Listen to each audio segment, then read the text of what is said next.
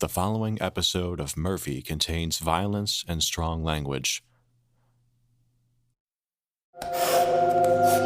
Pàce-Nuñez Productions.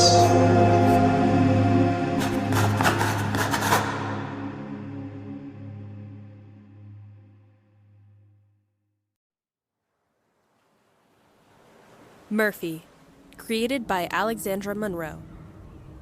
Episode 3. There Existed an Addiction to Blood, written by Derek Sherry.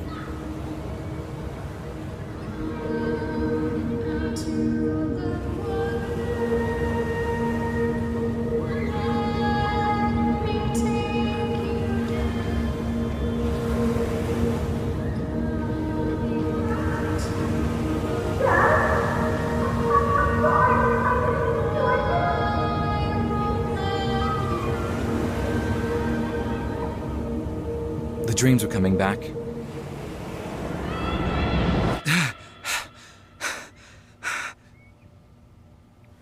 I never knew what they meant. I had them for years. Murphy and I's kids, playing by the pond in my parents' backyard until I'd fall in. It felt more real this time. The cold water all around me, Murphy's screams from the surface. I could have sworn I felt someone's hands around me this time, though. It was hard to tell if they were hers pulling me up towards the surface, or if they were a different pair entirely, dragging me to the bottom. I'd almost forgotten about the dreams, until Murphy showed up again. I'd almost forgotten about her for a while. I thought she had been my imaginary friend. I don't know why I couldn't remember her until I saw her at the station. Sometimes I wonder, do I need therapy? Murphy, do I need therapy? Everyone needs therapy. But yes, I assume you do. I smell coffee.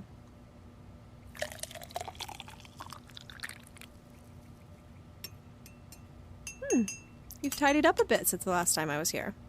Yeah, I got a little self-conscious. But then I saw your flat and I felt a little better. Ha ha. You ever read all the books on your shelf? Most of them I have indeed read, yes. Good for you. I can't remember the last time I read a book that wasn't in Latin or hieroglyphics.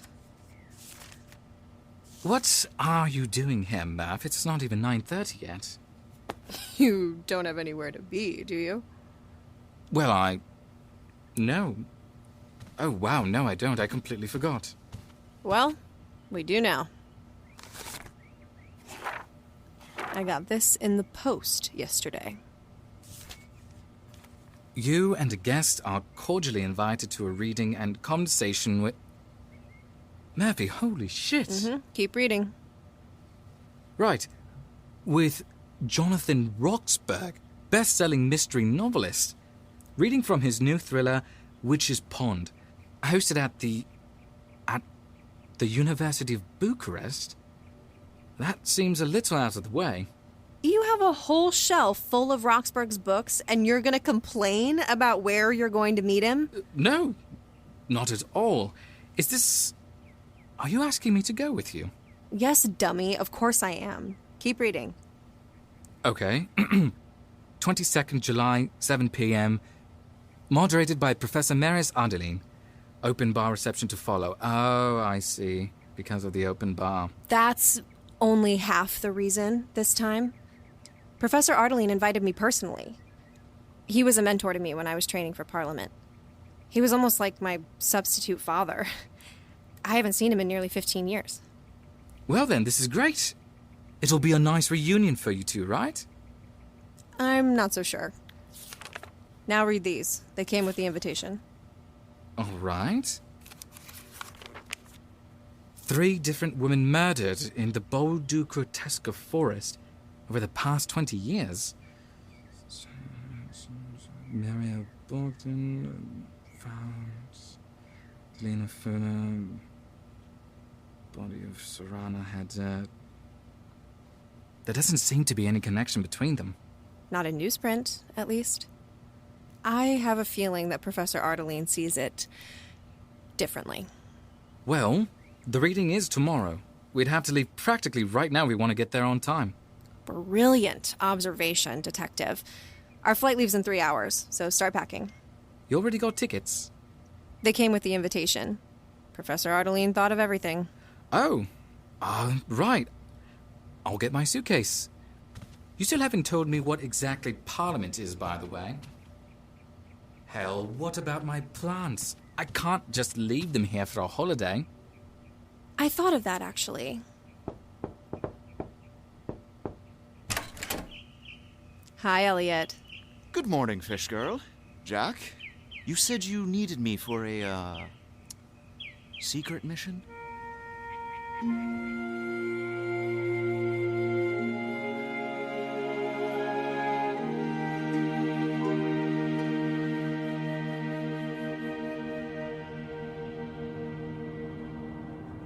We took off from Rougheth Airfield for the 3.5-hour flight to Bucharest. Murphy had knocked out before the plane had even taken off, as if the pre-flight announcements in both English and Romanian had lulled her to sleep. But I couldn't seem to rest as easy as she could. Would you like anything from the trolley cart, sir? If you have coffee, that'd be lovely. Of course. Cream and sugar? Yes, please. 2 creams and, well, as much sugar as you're willing to give me.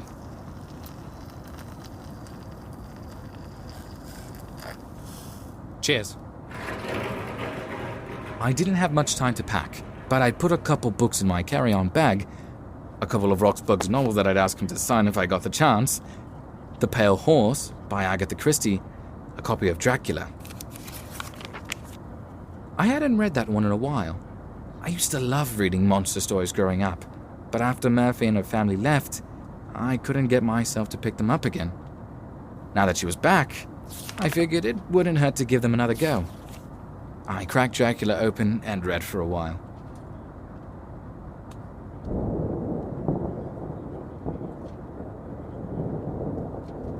Ladies and gentlemen, our flight is experiencing some slight turbulence as we pass through a storm.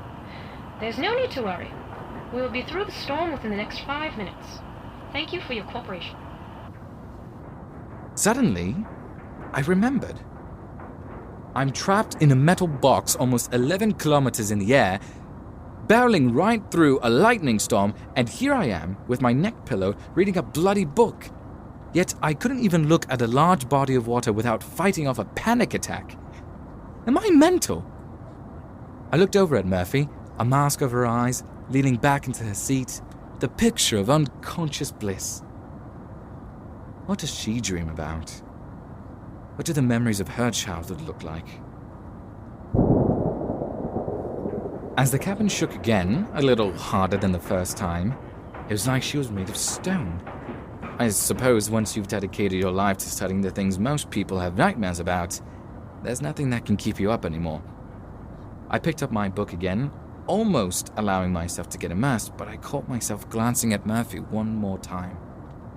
She was perfectly still, breathing softly, her hand curled into such a tight fist her knuckles had turned white. Professor Ardelean had booked us a room at the Matisse for the weekend, just a quarter mile from the college. It was an old town, the heart of the city, which all but guaranteed that we'd be dealing with something much worse than a cryptid or a potential serial killer. Tourists, slow walkers, stopping every 4 steps to take blurry pictures, standing in the middle of oncoming traffic like meerkats, or worse, morons. The trip from the airport, which should have taken us 20 minutes, ended up taking over half an hour, all because of the geriatric sightseers who apparently had never seen really old buildings before.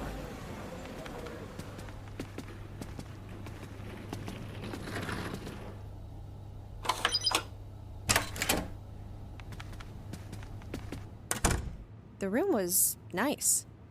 Very nice, actually. But right away, we had a problem. There's only one bed? Oh, jeez. That's okay. There's a pull-out on the sofa, right? I'll just sleep there. No, that's okay. I can't sleep on anything too soft. I'll take the sofa. Are you sure? You're a true gentleman, Jack. My shining knight. But I call dibs. Ah, well, can't argue with that. Are you excited? I mean, I don't really read anything from this century. Or the last century, really, so... I meant excited to see your mentor again. Oh, yeah. It should be nice. Maybe. We'll see. I don't know. I think you've earned a holiday. It's a business trip, Jack. Nobody sends you newspaper clippings of cold cases if they don't think there's something more to it. Something that they've missed that they think maybe you won't. I understand. I'm sorry. For what? I'm working. That doesn't mean you have to. Make it a holiday. Go enjoy your newfound freedom. I could see the gears in Jack's head turning when I said that, like he was trying to analyze me. Once a cop, always a cop, I guess. Right then. I think I'll walk around. There are some gardens around here that are supposed to be quite lovely. Mm-hmm. Send me a postcard. Don't get lost. I have my phone on me if you need anything. See you for dinner. I waited until I couldn't hear his footsteps down the hall before I started to unpack. I wasn't entirely sure what to bring, so I brought a little of everything. Holy water, crucifixes, silver, anything that would fit into my suitcase. I'd also bought a dress for the reading, which I hated, but I knew it was going to be a fancy thing, so I sucked it up and got it. I just didn't want Jack to say anything about it. Ardelean hadn't told me exactly what his hunch was, and the articles he'd sent didn't seem connected in any way, other than the fact that they were all women in the Boldu-Kreteska forest. Maria Bogdan, our latest victim, was found 2 months ago. Either no other details had been made public since then, or something was being covered up. But why did Ardelean think he needed my help? I looked more into the forest that the bodies were found in. Surprise, surprise, it's haunted. Well, not the whole forest, just a pond. The Witch's Pond, they call it. It's supposed to have a very powerful, dark energy that enhances the power of certain spells. Rumor has it that Vlad the Impaler was beheaded here. So, were Maria and the other victims witches, overcome by spells gone wrong? Is that Ardelean's hunch? Or does he know something that he isn't telling me?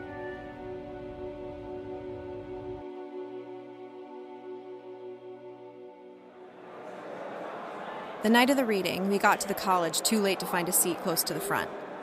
I had told Jack he could go before me if he wanted a good spot, but he insisted on waiting for me. I think he just saw the dress hanging in the bathroom and wanted to see if I'd actually put it on.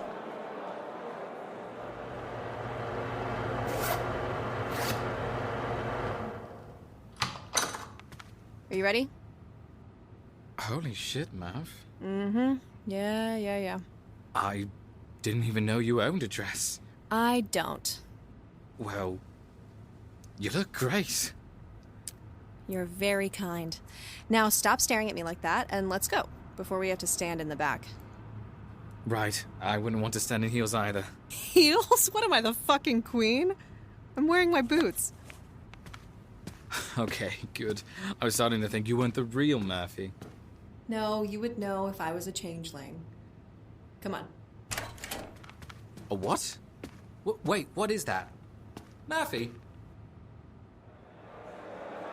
There were no seats available next to each other, so Jack offered to take a seat towards the back. I wouldn't want to get in the way of your reunion.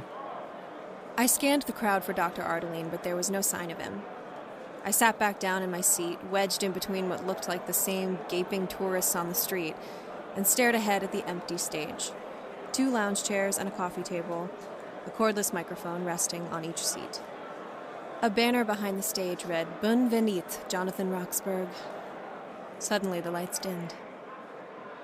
Ladies and gentlemen, please welcome to the stage distinguished professor of literature, Marius Ardelean, and acclaimed mystery novelist, Jonathan Roxburgh.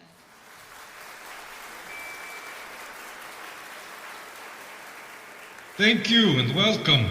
And thank you, Jonathan, for being here tonight. It's my pleasure. I have to say, your new book, Witch's Pond, is very good. Some of your best work so far in a very eventful career. Well, that's very kind of you. I know we're all very excited to hear an excerpt from the book later, but I was wondering if you elaborate on what influenced you while you were writing it. Everything seems to flow very naturally for your characters. I'm sure you conducted a lot of research. Of course. I'm sure you already know this, Professor, but there's a very rich history of magic in Romania. A history of witches who still practice here today.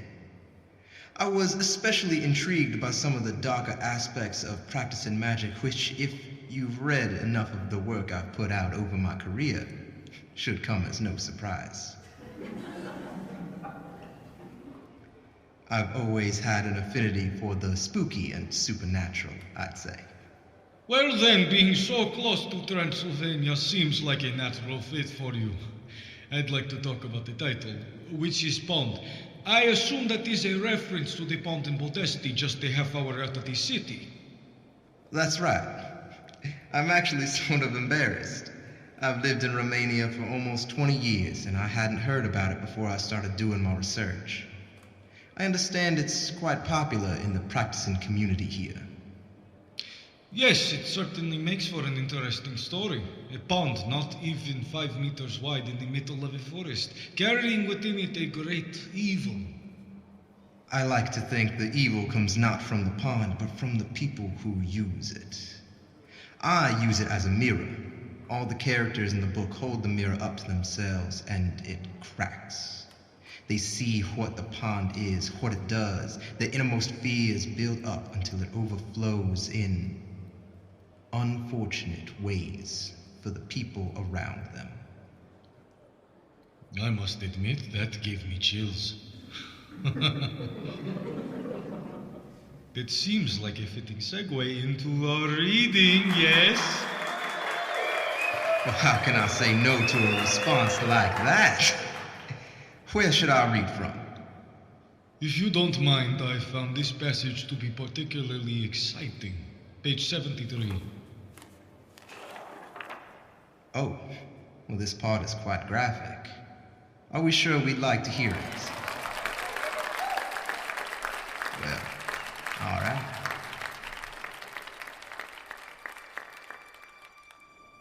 Detective Tepesh stepped under the yellow tape, just off the path, and made his way over the brush. The pond, he had been told, was just on the other side. When he finally saw the body halfway in the murky water, he stopped. From where Tepesh was standing, he felt a cold wind run down his spine, uncommon on a blistering day in mid-August. "Pull her out all the way," he said, not to anyone in particular.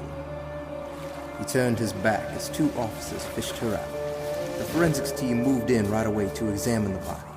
Young, female, between 18 and 24 years of age, medium height, wearing what appeared to be a robe, red with floral patterns. Rings glistened on her fingers, and bracelets caught the algae floating on the surface of the pool. Tepesh looked at the skirt of the young woman's dress as forensics worked, not knowing how to admit to himself that he was afraid to look at her face. After nearly 3 decades on the job, 12 as a homicide detective, the shock of seeing a dead body had long left him. But this one felt different to him, somehow.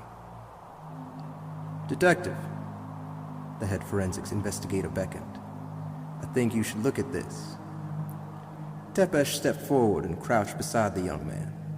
"What is it?" he asked. The man delicately flipped over the woman's arm and showed Tepesh a small mark on the inside of her wrist, where her veins used to run. No bigger than the prick of a needle. It seemed, and yet the body was ice cold. "I don't believe it, sir," said the forensic specialist. But her body had been completely drained of blood. I ran those words over in my head, the words Ardelean had picked for him. I looked to the professor as he read and found him staring directly back at me. He had found me after all. And suddenly, I understood.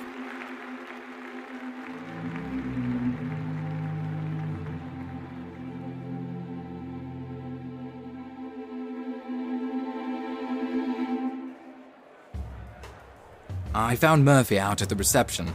standing on the wall and scanning the room for her mentor. She almost didn't notice me standing right next to her, a strong drink in each hand. Oh, thank you. That passage was eerie. Not very pleasant, no. Even Roxburgh looked a little disturbed, didn't he? I noticed that too. He wrote the thing, but still he looked surprised. From where I was sitting, I could see the color kind of drain from his face. Not that there was much color there to begin with. Have you seen him yet? No, he must be in his office or something. Well, it doesn't look like Roxburgh's out here yet either. Do you think they'll make an appearance? I'm not sure. Should we keep waiting? Shit, is he even gonna recognize? Mea. Hello, Merlyn, my darling girl. Professor Ardelean. Hello again.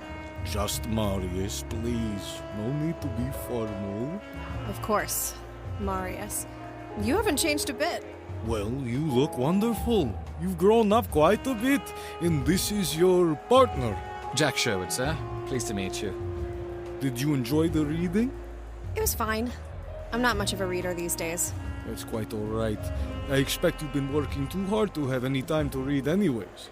Now that you mention it, I'm starting to think this is more of a business trip than a holiday. You would be correct.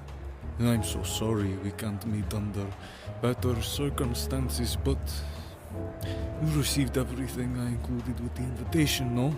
I did, yes. Do you think there's a bigger connection to those cases?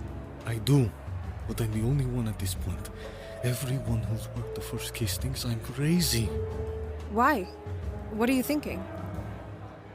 Why don't you meet me at my home tomorrow, say 9? Here's the address. I'll have a file and some breakfast waiting for your arrival. Okay, Marius. My partner will come with me, is that okay? Of course, my girl. We'll need all the help we can get, and he's also quite handsome. I don't think I'd ever seen Murphy blush before. That was new. It's nothing like that. He's just... okay, anyway. We'll be there tomorrow at 9. Thank you, Merlyn. You don't know how much this means. Just Murphy. No need for formalities, right? So, what's the plan? The plan is, I'm getting out of this dress, and I'm getting a real drink. We start work tomorrow.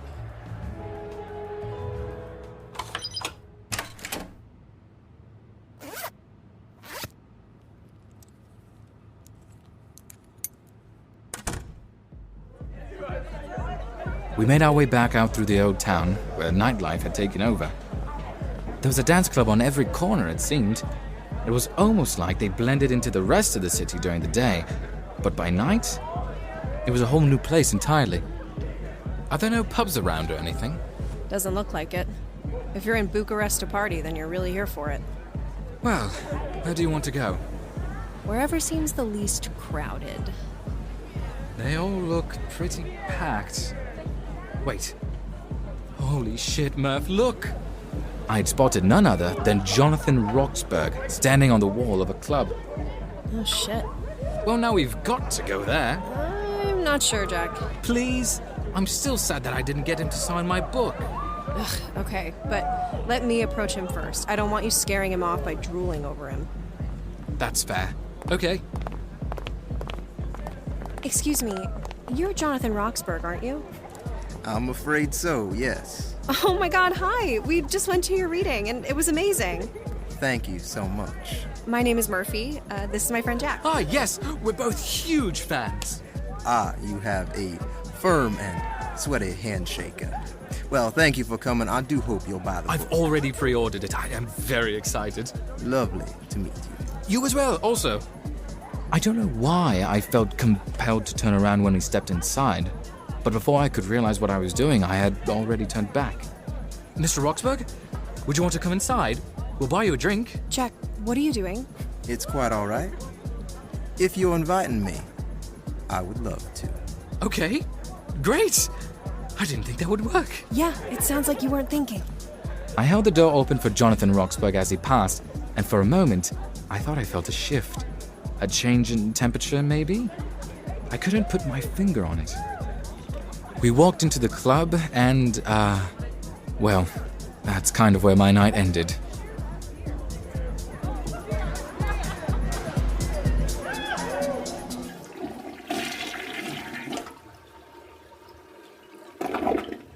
The next morning, I woke up in the bathtub of my hotel room, still dressed for last night, covered in vomit.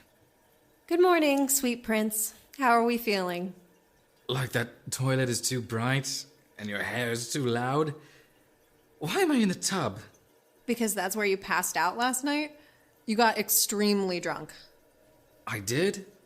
Oh, I feel like I'm actively being hit by a train. Yeah, probably. I have coffee and hot sauce waiting for you in the living room. Get up, clean off, we gotta get going. I lifted myself out the tub as gingerly as I could. The room felt like it was swaying, and my head felt like it was being cracked open. I've no clue how I could have lost control like that. Professor Ardelean lived about 20 minutes outside the city. We took the bus to Rosu and hailed a cab to his flat.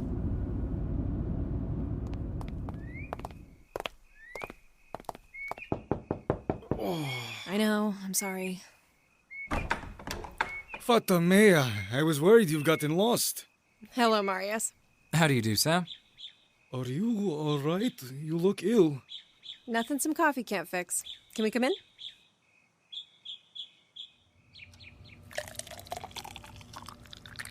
I'd like to know what you thought of Roxburgh. He seems very intelligent. He's also quite charming. We ran into him last night. You did? He didn't do anything to you, did he? No, I was too tough for him. Jack, however... What? What about me? He kept buying you drinks. He was probably hoping you'd pass out somewhere so that we could be alone. Also, he's a vampire. Sorry? Come again? I was worried you wouldn't think so. I thought he might have been a witch at first, but there were a couple clues. Would you care to explain? Well, when we first got to the club, Jack invited Roxburgh inside, who at that point had shown little interest in being around us. If you're inviting me, I would love to. As the night went on, I began to notice him putting on a lot of charm. So much, in fact, that I could feel a shift in my energy whenever he looked directly at me. It was obvious that Roxburgh was trying to hypnotize me. You can tell when someone's trying to hypnotize you. I've worked very hard to build up a resistance to spells and other magic. I remember.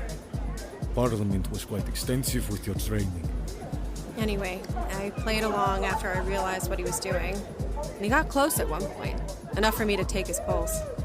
Jack, did you notice how cold he felt when you shook his hand? I guess so, yeah. Right, well, that's because he didn't have a pulse. Man's dead as hell. He also made it a point to leave before the sun came up. Sorry, Jack, your favorite author's a vampire. Wow. Okay, so this has something to do with those murders? It has everything to do with those murders. 3 murders over the past 20 years, all of which occurred near the vicinity of the Witch's Pond in the Bolducretesca forest. Maria Bogdan, Sorana Ider, Adelina Funar. All 3 of these women were drained of their blood. The articles you sent us never said anything about that. It's because that information wasn't made public. The police were worried about the kind of frenzy a satanic serial killer would cause here. Bad for tourism. They sat on a lot of details, and to this day only the people who worked on the case know for sure what happened. So why would Roxburgh have a scene in his new book nearly identical to one of the murders, with information about the case that he shouldn't know about? Marius, how were you involved with the case?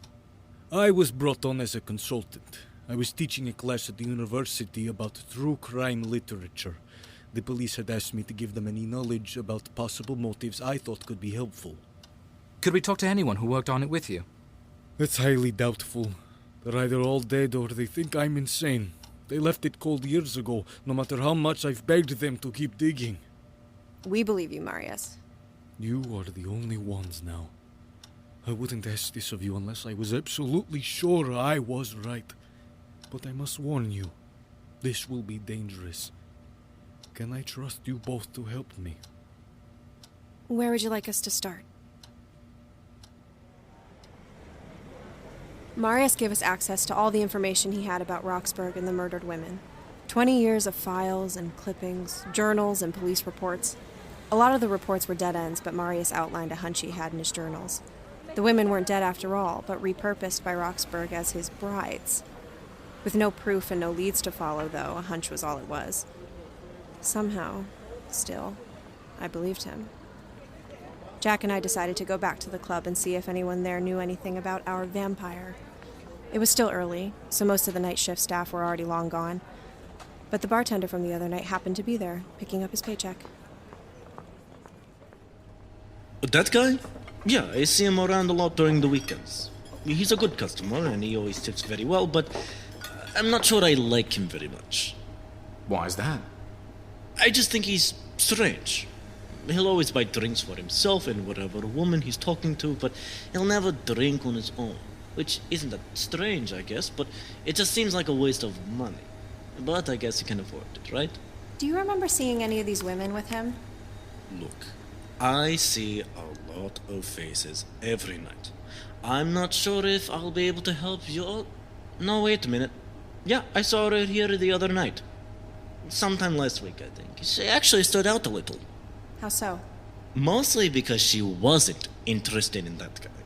She was friendly and polite to him, sure, but she really wasn't taking the bait. I could tell it made him a little angry. Did he do anything to her? Not that I could tell. She left first, and then he left about 10 minutes later. And that didn't raise any red flags for you? Lady, people get the cold shoulder here all the time. Most of the time, they get another drink, and they get over it. Well, this wasn't one of those times. This woman was found dead last week. Are you serious? Oh my god. We're just trying to figure out what happened here. Are you guys cops? No. I mean, I am. Or was. Anyways. We're private investigators. You're not going to shut us down, are you? If that's really what you're worried about, then no, you're not getting shut down. But maybe you should pay a little more attention to your clientele before you do. Because the next time someone dies in your club, it's on you. Are you okay, Murph? I'm alright. That guy's just stupid. Maybe getting the police involved would be a good idea. After all they've done to help up until now? Yeah, great idea. Okay, fair. You heard Marius. They don't believe him anyway. It does sound unbelievable to anyone but us, doesn't it? I guess you're right. Let's go tell him what we know. Marius insisted that we meet in a public place. Said he never wanted to be alone or caught off guard just in case Roxburgh was onto him. We rendezvoused at a cafe down the street from the hotel.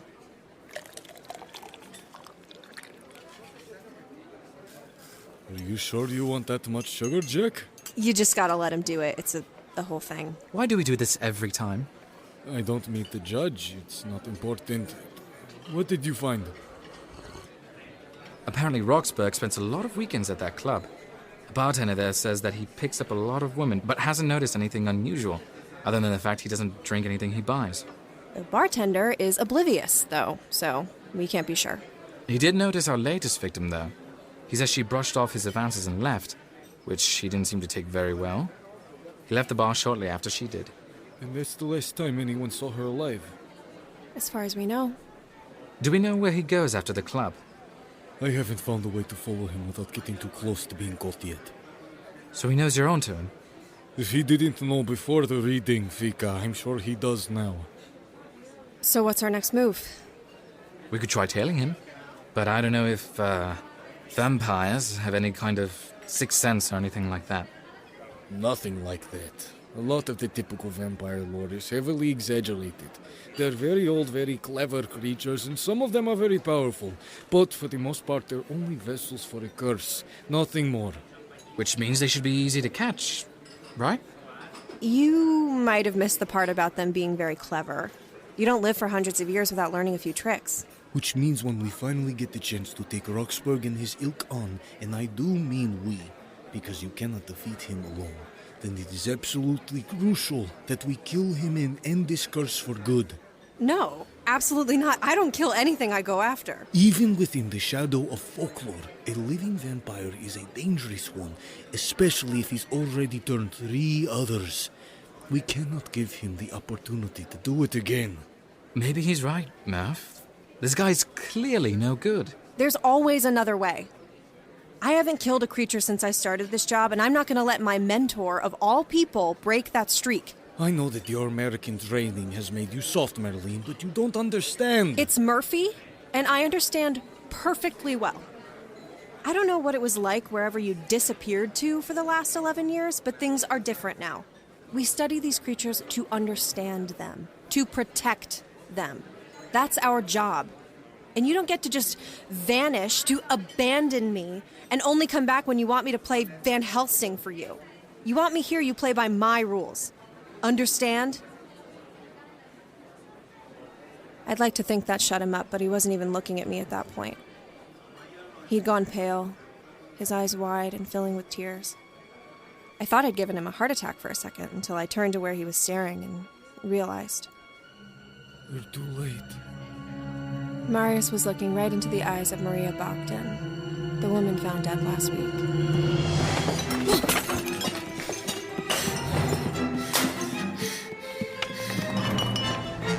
I tried going after her. I ran as fast as I could, but one of the things about vampires that wasn't made up is that they are fast. All I could do was catch my breath and watch her run down the street, the mid-afternoon sun glaring down on both of us.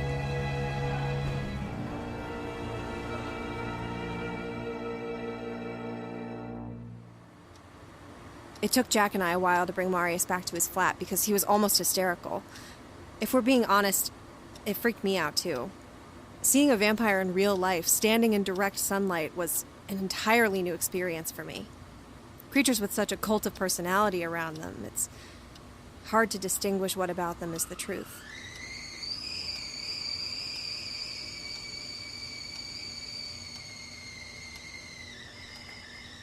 Jack put the kettle on for Marius while I got him to lie down. But all that excitement had him knocked out by the time the water was boiling. So we had tea and waited in silence. The sun's starting to set. Uh-huh. What should we do? Don't know. Doesn't seem like it matters much anyway. She still got away. Have you ever seen one before? A vampire? No, I'd only read about them. Me neither. Well, I figured. Right. I didn't know he left you behind like that. I'm sorry. There's a lot you don't know, Jack. I suppose that's true. He isn't a bad man. He's just old. Stuck in his ways? Annoying. I got it. Don't worry. They used to call us monster hunters once. I've never liked that word, monster. I just use it because most times it's easier than calling them anything else. But we haven't hunted anything since the Depression. We're scientists more than anything. That's what Marius doesn't understand. The old guard or whatever, it's archaic and ghoulish, and I don't want any part of it. We don't have to lash out at them because we're scared anymore. You're not scared? I mean, every day, are you kidding? But not of them. You think Bourgeau would want to be a werewolf if he couldn't control when he could transform? There's a monster. It's always the people who don't know what a monster is until they become one. Which is exactly why they should be destroyed, Fata Mea. Marius, I'm glad you're feeling better, but I'm not going to argue with you about this. How do you suppose we solve this problem, then? Letting multiple vampires run loose through Bucharest? Turn the witch's pond into a hunting ground for them? We need to keep them contained somehow, obviously, but think, Marius. It had been 20 years since Roxburgh murdered someone before this. Why would he wait that long to do it again? You don't think he'd have killed more people between them just to keep his bloodlust under control? I don't care why. It doesn't matter to me why he did it. It matters that he did. And even if we could track him back to his lair, where there are potentially 3 more vampires waiting there for him, how would we be able to control all of them? They need to be eradicated, Murphy, as much as you foolishly refuse to understand that! Are those roses on the table, Marius? What? Yes, they're roses. Did you listen to anything I just said? We need to go back to the club tonight. I might have an idea. So, in chapter 18 of Dracula, there's a passage that reads, "The branch of wild rose on his coffin, keep him that he move not from it. A sacred bullet fired into the coffin, kill him so that he be true dead. And as for the stake through him, we know already of its peace, or the cut-off head that giveth rest." I kind of latched onto the branch of wild rose on his coffin part and told Marius that's when we staked out the nightclub. All we need to do is wait until they all slip back into their coffins and put a rose on each one. Then we can take them somewhere safe and keep them under control until we figure out why they've been acting out again. Are you serious?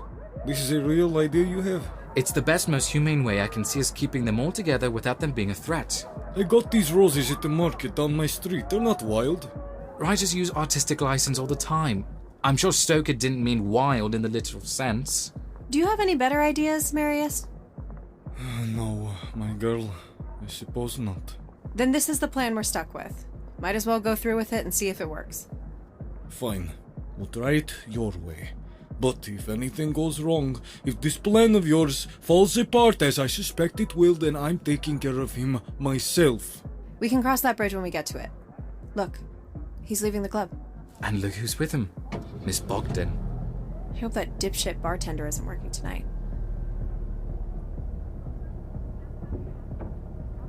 That's his SUV. Don't get too close.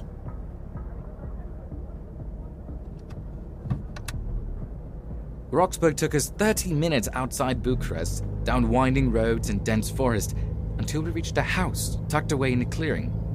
I didn't realize it until we had arrived, but we had been taken to the Bodu-Kreteska forest. How long do we wait? Until the sun comes up. I thought the sunlight didn't bother them. Yeah, but a late night out partying might. Let's just wait it out. Right, okay. What time is it? 3:55 a.m. Oh, God. Okay. And so, we waited. For hours. I've done stakeouts before, but they never seemed this high stakes. Sorry. They were never this serious. I could hardly sit still. Marius, at least, seemed perfectly calm. I couldn't tell what Murphy was thinking, not that that was a surprise. When we could finally see some semblance of daylight, we made our move.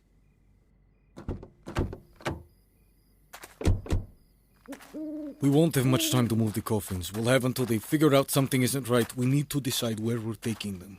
We can take them back to your flat. I don't think the hotel would let us bring 4 coffins back to our room. How are we supposed to take 4 life-size coffins with us anywhere?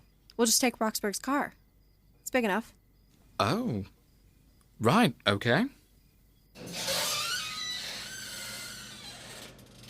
The house smelled like mothballs and dust, which I suppose makes sense. Still, I'd expect better living conditions for a best-selling author, no matter how many hundreds of years old he was. Luckily, the coffins were all neatly lined up in the living room.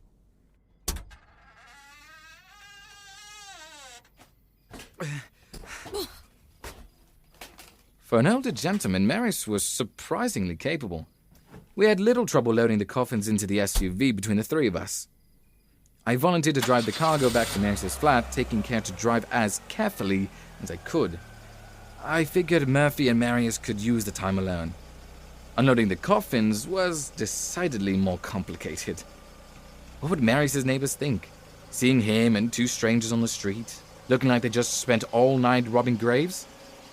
But if anyone was suspicious, they didn't show it. We were able to get everything into the house without any interruptions. Do we know which coffin is Roxburgh's? This one. It's bigger and looks more expensive. Okay. Line the other 3 up in front of the window. Do you have the roses? Right here. I'll put them on the coffins. Good. We ready? Yes. I think so. Okay.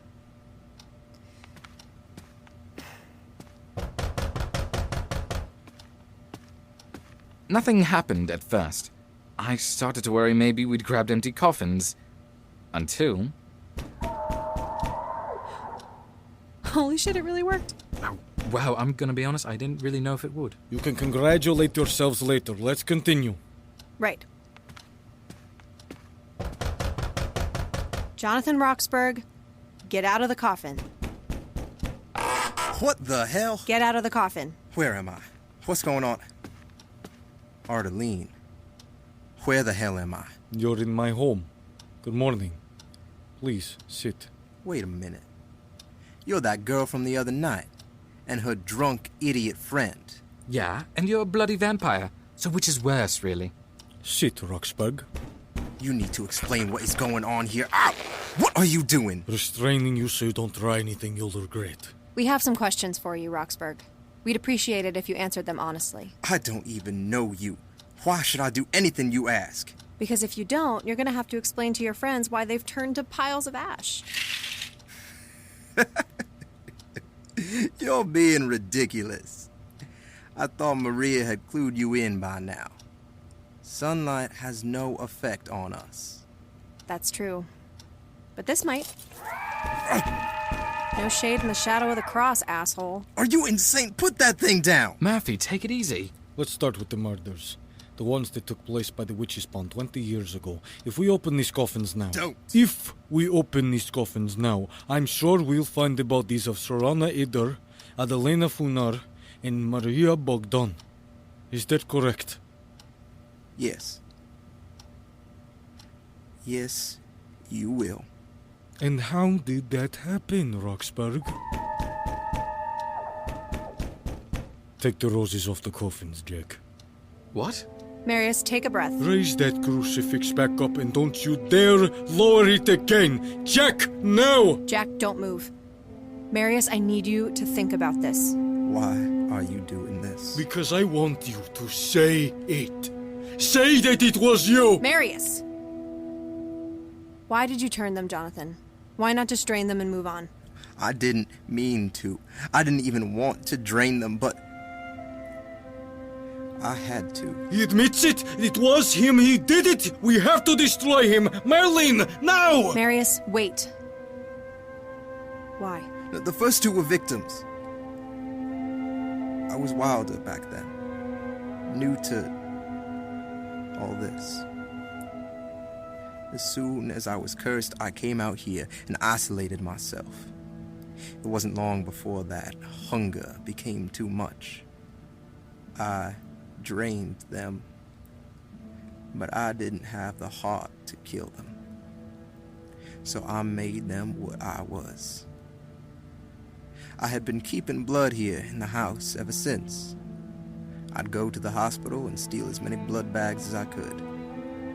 It had been enough to last us as long as we needed. Enough to make sure our urges were always under control. What happened to it? Someone took all of it. I don't know who or how, and no one knows we live out here, let alone where I keep all the blood. We'd all gone to the club one night, and when we came back, it was gone. I tried to get more, but the hospital must have been tipped off and started heavily securing the blood bank. We had no choice but to hunt. I didn't mean to. I'm so sorry. I never wanted to. We were just so hungry. He had been so compelling. Not hypnotizing, I don't think. I certainly hope not. But his confession felt particularly human. I had almost missed it when Marius pulled a stake from his coat pocket and lunged at him. Murphy! Wait! Before I could even move, it seemed, Murphy had thrown the cross at Marius, knocking the stake out of his hand. She leapt over the coffins and had him restrained by the time my feet remembered how to move. I think, deep down, all along, Murphy knew he would try it.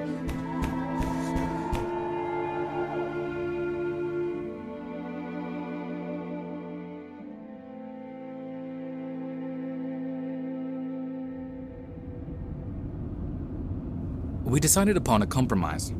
Murphy agreed to bring Roxburgh and the others a supply of blood at the start of each week, and they would leave the innocent partygoers of Bucharest alone. To his credit, Roxburgh felt terrible about the entire situation, one that he insisted wasn't his fault directly, but wouldn't elaborate on where exactly the fault lay. He also signed my books before we left, although that took a little more convincing. The only person who didn't seem to be happy or at least satisfied with the arrangement was Marius. You're making a dire mistake by letting them live. I know we're never going to agree on this, and that's all right, but I need you to at least consider that this might be the best outcome for everyone involved. I don't know when you decided to forgo the Parliament, child, but this is not how we deal with monsters. It is if you're trying to become one yourself. Like it or not, these creatures need help, not pitchforks and torches. I'm sorry you've let the people who did this job before you scare you into believing otherwise. People like your parents. They felt exactly the same way I did, and if they saw who their own daughter had become, they would be almost as disappointed as I am. From the back seat, I could see her. Eyes straight ahead, knuckles turning white against the steering wheel.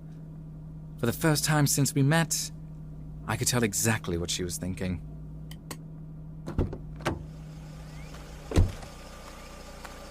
I followed her out, and we walked. Marius sped past us without so much as a word. I didn't know what to say for a while, until something finally came to mind. How are we going to get enough blood in a week? I don't know, Jack. The next week was difficult for us, for Murphy. A lot of phone calls to mysterious connections, researching hospitals and blood banks in different towns, going back to the club for more clues, a lot of dead ends. All the while, Marius would call her phone non-stop. We never listened to any of the messages he left besides the first one by mistake. "You're letting him get away with this," he said. "I'll never forgive you." Every other time, she just let the phone ring. Somehow, by some fantastic maneuvering, Murphy was able to do it. I asked how she was able to get it all sorted, but all she said was, "Sometimes secrets are better, Jack."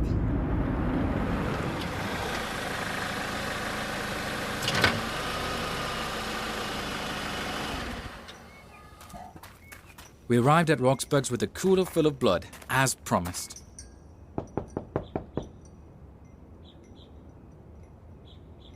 Maybe it was because it was the middle of the day, but I should have known that something was off. Do you think they're all asleep? Roxburgh told me one of them would be up. We don't have to be invited in, do we? Not that I know of. I think that's just them. What is it? The curtains weren't down when we left last time. What do you mean? Their curtains were nailed into the walls last week. Why would they... Roxburgh? Where are you? We discovered that the room where the coffins once sat was empty, except for one thing out of place. A bouquet of wild roses, freshly picked, blood dripping from the thorns. Murphy and I had the thought at the same time. Marius.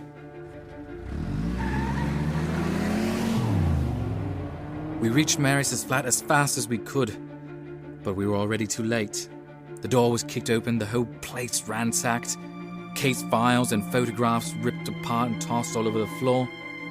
Marius wasn't there anymore. What happened? Did he run? No, he couldn't have. He wouldn't destroy everything he's worked so hard on. Okay, let's slow down a second. He knows Roxburgh committed these murders, and now the case he's worked on for most of his life is over. He feels that Roxburgh is getting away with it, which he can't stand. Obviously, he's lashing out, but none of that explains what happened here or where he could be. Oh, God. Yes, it does. Fuck! What do you mean? The witch's pond. He must have taken them there.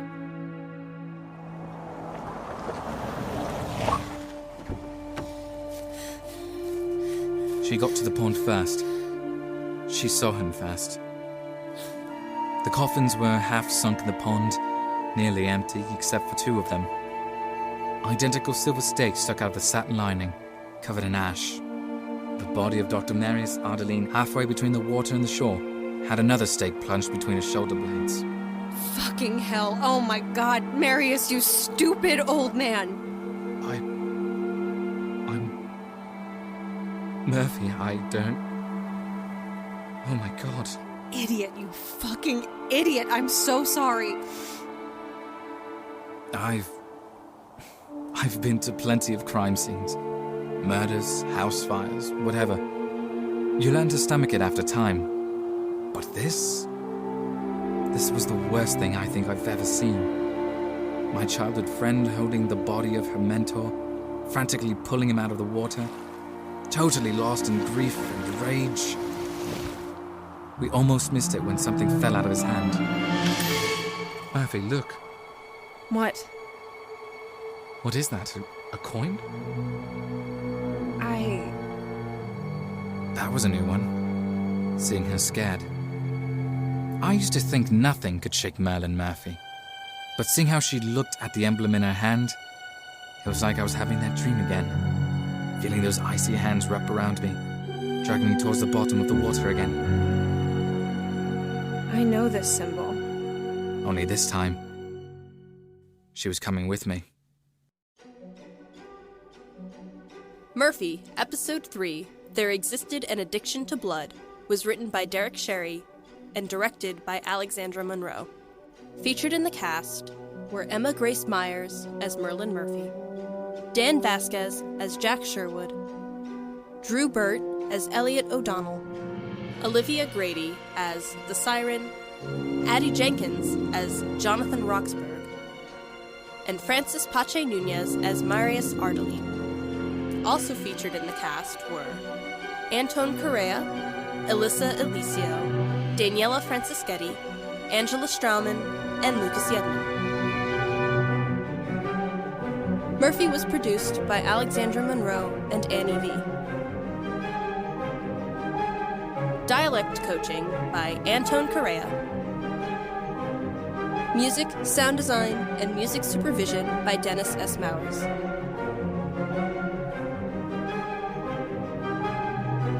Songs featured in Murphy Episode 3 include Midnight Meringue by Nicholas Olmos and In Kuluri by Alex Kravitz. Production and post-production were realized by Dennis S. Mowers Music, LLC in Brooklyn, New York. This is Alexandra Munroe.